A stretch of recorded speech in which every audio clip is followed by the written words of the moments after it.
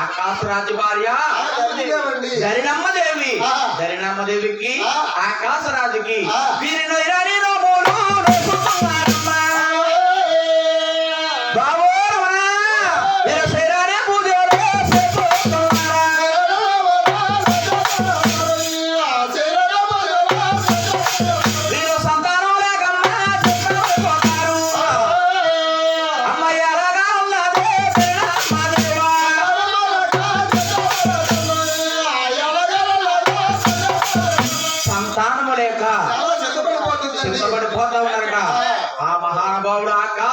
పైలబాపులు 12 మంది భూములు దుక్కుతున్నారట.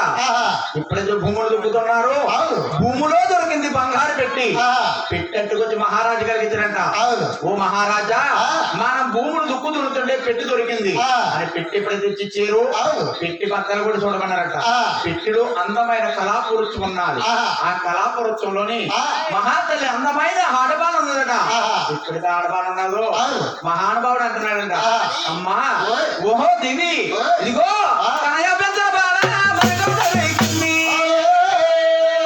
ఈ ప్రేమతో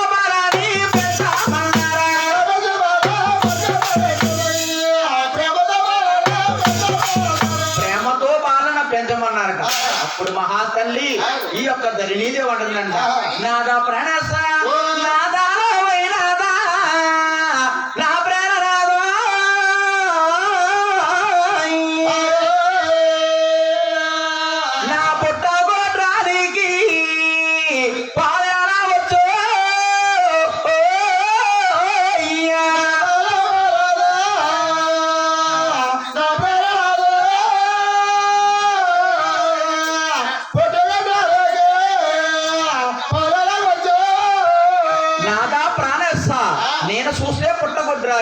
నాకు పోలేలా వస్తాయి నాదా అన్నదట. బ్రహ్మ విష్ణు మహేశ్వరుల మహిళ చేత మహాతల్లికి ఈ పుట్టగొడ్రానికి పాలు పట్టాయమ్మా. ఈ ప్రేమతో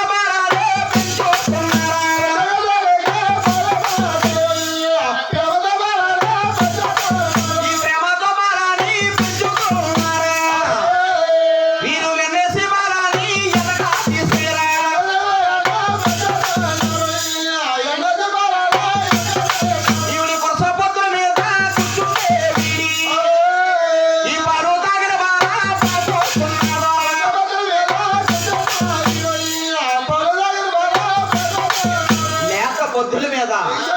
అంతా ఇంతా కూడా మహాతల్లి 18 ఏళ్ల బాలకుమారిగా జన్మ నక్షత్రాలు చూసి జాతకాలు చూసి ఈ యొక్క మహాతల్లిని పద్మాదేవిని నామకరణం చేస్తారటండి. ఎప్పుడైతే పద్మాదేవిని నామకరణం చేశారో ఈ యొక్క మహాతల్లి ప్రేమతో బాలన పెంచారు. ఎప్పుడైతే పెంచారో ఈ యొక్క మహాతల్లి పద్మాదేవి అడగట, ఏమండి నాన్నగారు నేను ఉద్యానవనములకి ఆటలు ఆడతానన్నారు. రాజాపురాజులతో ఏటలాడతానంది. ఎప్పుడైతే అన్నాదో ఈ యొక్క మహానుభావుడు ఆకాశరాజు 7 సెలిగెత్తుల నుంచి ఈ యొక్క మహాతల్లి పద్మాదేవిని ఉద్యానవనంలోకి ఆటలు పడిపాడట. ఎప్పుడైతే ఆటలు పంపుతున్నాడు ఈ యొక్క మహాతల్లి ఎలా ఉందా, నాయనే అయ్యో రాబడి బనాలే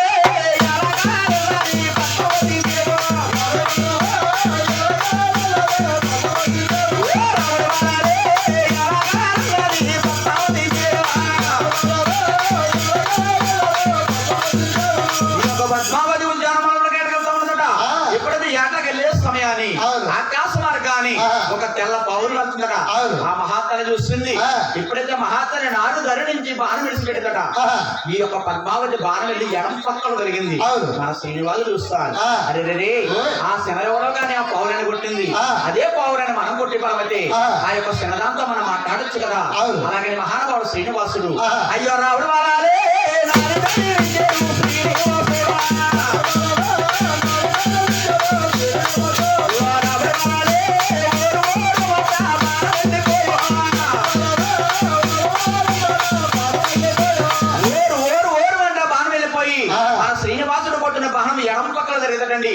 ఎప్పుడైతే ఎడమ పక్కల జరిగిందో ఇద్దరికి పౌరు గిలగలా కొట్టుకుంటాం అయ్యంగా కిందడిపోయింది.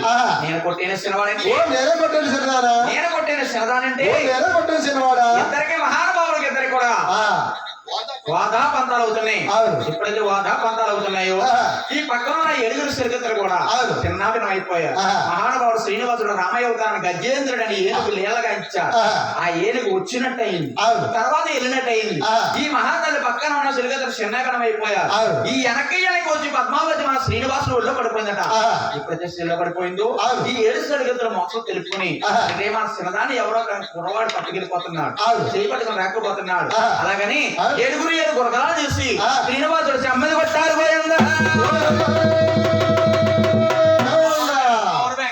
చూసావా నాయన, ఎప్పుడైతే శ్రీనివాసుడు చెమ్మది కొట్టారో ఈ ఏడుగురు సిరిగతులు ఎప్పుడు కొట్టారు. పద్మావతి పోయి దాసీకాంతలా ఎంత పని చేసేరే అనగానే మన శ్రీనివాసుడు అంటున్నాడు, పోయి పద్మావతి కంగారు పడకు, నేను రేపల్లి వాడలో గోపాలకృష్ణుడిగా ఉన్నప్పుడు వాళ్ళ చెట్ల మీద ఉట్లు వాళ్ళ బద్దలు కూడా వేసి వెన తినేస్తా ఉండేవాడు. ఓ మహానుభావా, మమ్మల్ని ఎలా వెప్పి తినేస్తున్నావే, ఏనాడికైనా దెబ్బక దెబ్బ వేస్తామన్నా ఆనాడిచ్చిన వరమే ఈనాడు అమలు జరుపుకుంటున్నా. స్వామికి 4 యుగాలు, త్రేతయుగం, కృతయుగం, ద్వాపరయుగం, కలియుగం. స్వామి ఏ అవతారంలో ఏ పనులు చేయాలో అవన్నీ అలా మా అమలు జరుపుకొని వస్తున్నాడు. అమలు జరుపుకొని వస్తున్నాడు. ఈ యొక్క మహానుభావుడు పద్మావతిని చూసి అంటానంట, ఆ మహాతల్లి అంటుంది, ఏమండి అయ్యో ఏమండి ఏమండో అయ్యో మీకు కోడాలంటే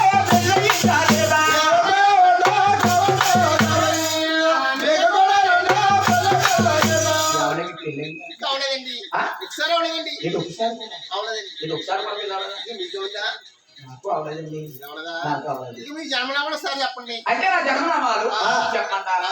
అమ్మాయి ఆడవాళ్ళు కాబట్టి జన్మనామాలు చెప్పంటారు మన శ్రీనివాసుడు. ఆ యొక్క మహాపద్మావతి జన్మనామాలు చెప్తుందండి. ఏమంటుందా? అయ్యో ఏమండి ఏమండి గారు, అయ్యో నారాయణ పట్నం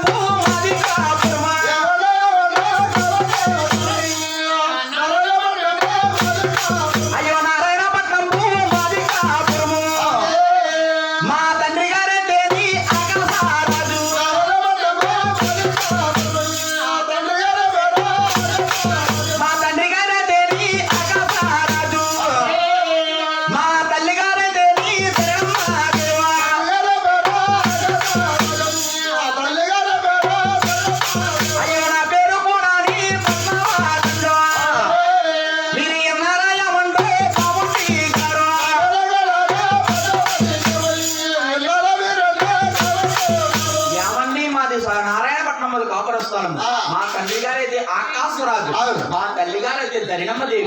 ఏమండి నా పేరైతే పద్మావతి అండి.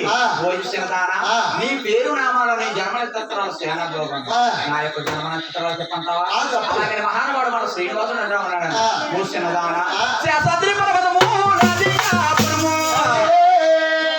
నాకు తండ్రి లేచినదానో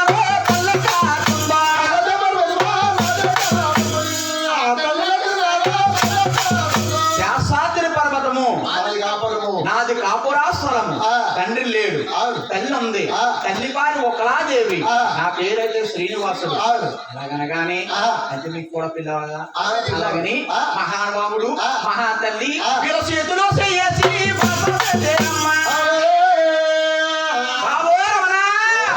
గంగతో పోడాలే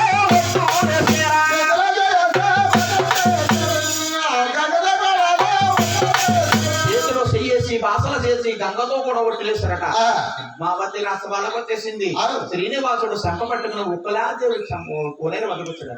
ఎప్పుడైతే ఒకలాదేవి కుటీరం వద్దకొచ్చాడో అప్పుడు మహాతల్లి ఒకలాదేవి అంటుందంట, కొడుక శ్రీనివాస, కొడుకు నా కొడుకు నా కొడుక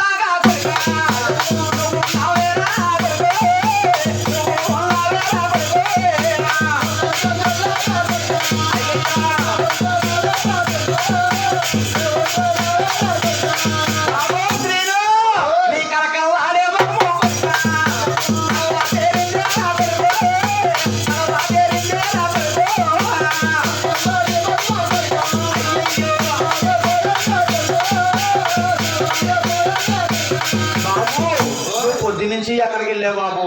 నువ్వు ఆకలన్నా వాడు మర్చిపోయావు. ఉన్న సందులా ఉండే నీ ముఖము కలకల్లాడే ముఖం కలవదేరింది కొడుక. నేను ఎవరు కొట్టారు నాయన, ఎవరు తిట్టారంటున్నాడు. భగవంతుడు శ్రీనివాసుడు వంక పెడుతున్నాడు. అమ్మా, నేను ఉద్యానవనంలో ఏటలాడుతుంటే ఆ కొండ మించి కొండ కురుగుతుంటే కాలు జారి నా శంపకు దెబ్బ తగిలింది తల్లి అని మన మహానుభావుడు పెట్టాడట. ఎప్పటిదా వంక పెట్టిందో అమ్మా ఆకలి అంటున్నావు, అది అంటున్నావు, ఇది అంటున్నావు. నా పిల్లన్న మాట మర్చిపోయావు. అమ్మా, నా ఇది జోడుకి పెళ్ళిళ్ళు ఉన్నాయి, నా పిల్లన్నాయ మాట మర్చిపోయావు.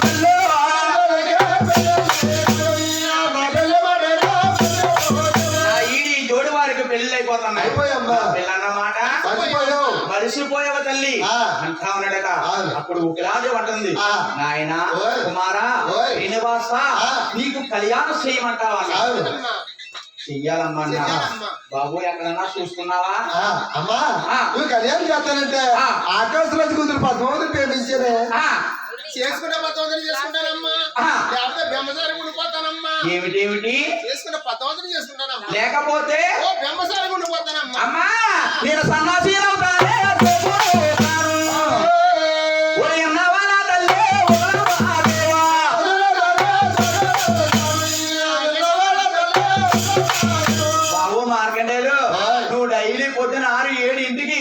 అక్కడ అట్టో ఎక్కి ఇక్కడ అగ్రహారం నరసరిపేట ఓదూరు సోడారం కొబ్బరికాయ తీసుకొస్తాం అనుకున్నాం కానీ ఈ అగ్రహారం అమ్మాయిని ప్రేమించాం అనుకున్నావు ఏంట్రా నాయన? ఏంటి ఈ అగ్రహారం అమ్మాయిని ప్రేమించావా అంటే చేసుకుంటే లేకపోతే ఎప్పుడైతే అలాగన్నాడు మహానుభావుడు శ్రీనివాసుడు, ఎప్పుడైతే అలాగన్నాడు అప్పుడు ఒక రాజు అంటదంట, బాబు వారు చూస్తే ఉన్నంత మామ సీతే ఏడామూరు గుడిసెలో ఉన్నాం, వారి అమ్మాయిని మనకు చేస్తారా నాయన? అలాగని మహాతలి ఏమి కోసక చెంప పట్టుకుని ఉగ్రాదేవి కుక్కుమంచంలో కూలబడుకున్నదట. అరేదే బ్రహ్మదేవుడు కొడుకు నారదముడు వారు శ్రీలోక సంచారం తిరుగుతా ఉగ్రాదేవి కుటార మందికి వచ్చాడు. ఓ చిన్నానా, ఓ శ్రీనివాస, లెగు లెగు, ఏది నొప్ప లేదని ధనము లేదని కుక్కుమంచంలో కూలబట్టుకొస్తాడు. అదిగో సత్యనారాయణ పడున్నాడు. సత్యనపురంలో కుబేరుడైన సావుకారు ఉన్నాడు. కుబేరుడైన సావుకారు దగ్గరికి వెళ్తే కావాల్సిన ధనం అప్పగిస్తాడు. ఆ అప్పు తెచ్చుకుని నువ్వు కళ్యాణం చేసుకోవచ్చు. అలాగనగానే ఈ మహానుభావుడు శ్రీనివాసుడు నారదముని అందరూ కలిపి మహానుభావుడు సత్యనారాయణ పరమలేరట. సత్యనారాయణ పరమ కుబేరుడైన సావుకారి, నాయన ధాన్యం కొట్టగారు ధాన్యం కింద వెలిగిపోతే కొబ్బరి చెప్పులకు ఏరుకుంటామన్నాడట.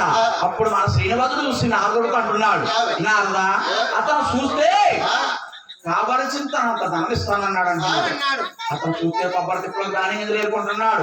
అతను నాకు అప్పు ఎలాగిస్తాడయ్యా అని అడిగాడట. నాయన శ్రీనివాస, నువ్వు అడగాలి గాని నీకు కావాల్సిన ధనం అప్పుగిస్తాడన్నాడు.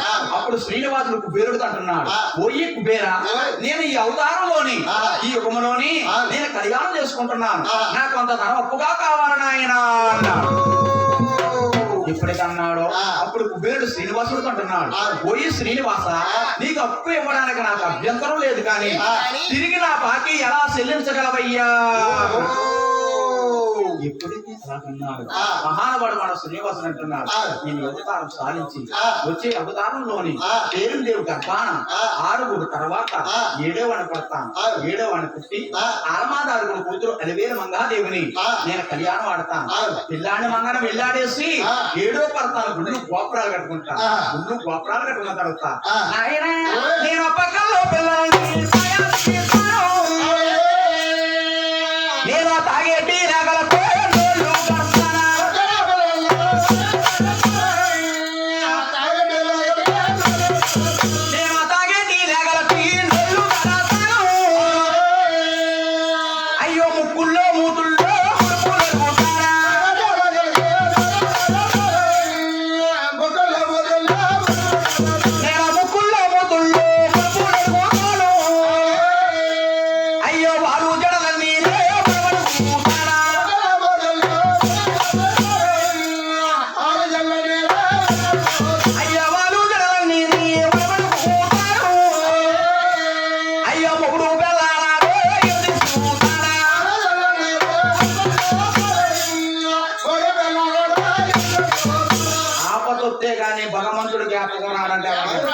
ఆపద వారన్నాడు మొక్కుతారు. ఆ, ఓ మహానుభావా, ఆ, మా అబ్బాయికి ఉద్యోగం వచ్చిందంటే నీ కొండకు వచ్చి బొప్పరం ఇచ్చి ఇంటికి వచ్చి కొబ్బరాకు పందిలు ఎందుకు కోడ సంబరం చేయించుకుంటామంటారు. అవును.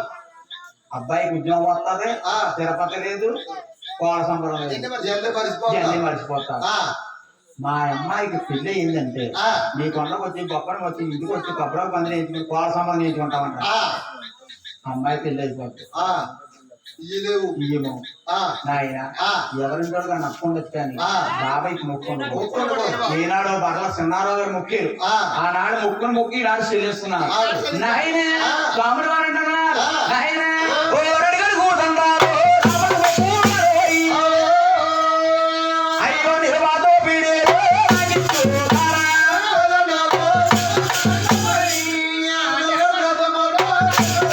ఓ ఎవరడిగారు కూతున్నారు, ఆపద మొక్కులు వారోయ్. అయ్యో నిర్వీతో పీడేరో నాకిచ్చుతారా.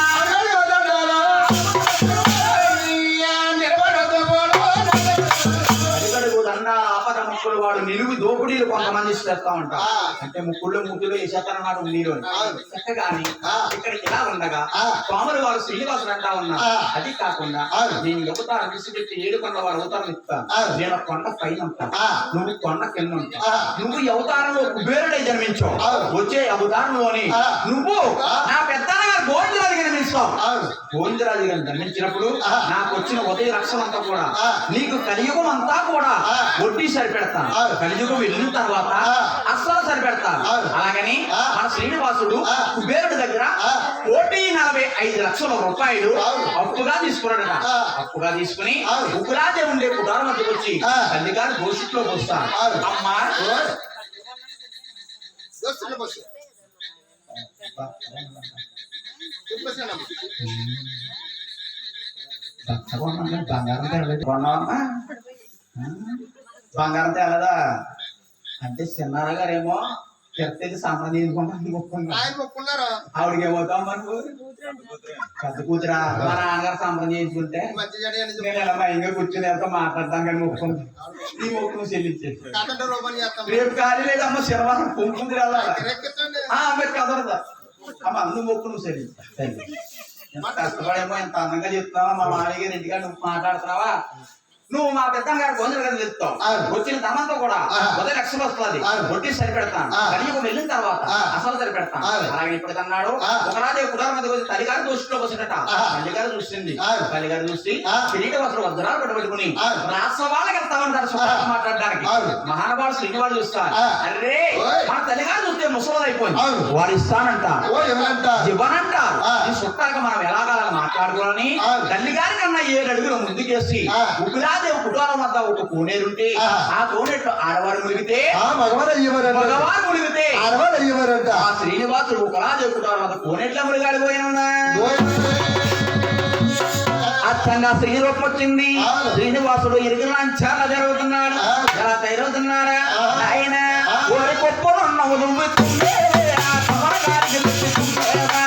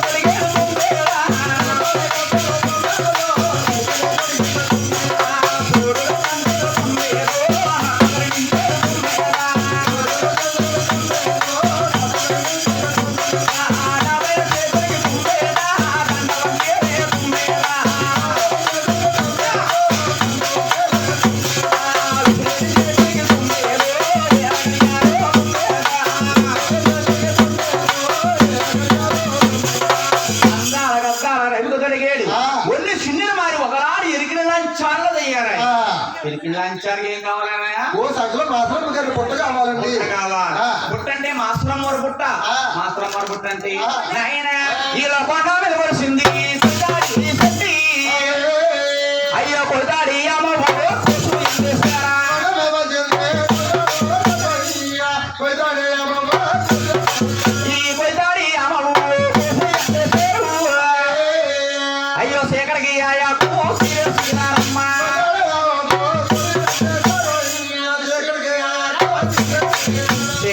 కాయకు ఎండకాయకు మనుషుకాయకు దేవాల దేవతలలో వచ్చి స్వాముడి వారికి పుట్టగానే వేస్తున్నారట. ఎలాగనేస్తున్నారు నాయన ఈయన ముగ్గురు దేవతల